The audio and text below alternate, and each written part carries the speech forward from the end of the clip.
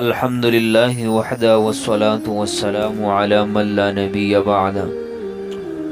معزز سامعین کرام، اللہ تبارک و تعالی جل جلالہ نے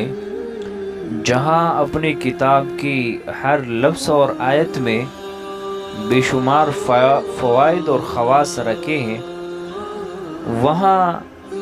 قرآن کریم کی شروع کی آیت بسم اللہ الرحمن الرحیم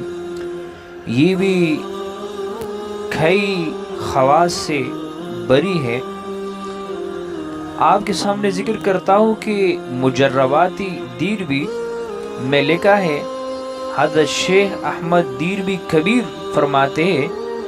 کہ بسم اللہ کے بعض خواص میں سے ایک یہ ہے کہ اگر کوئی محرم کی 1 تاریخ کو بسم اللہ الرحمن الرحیم ایک کاغذ پر 113 بار لکھ کر اپنے پاس رکھے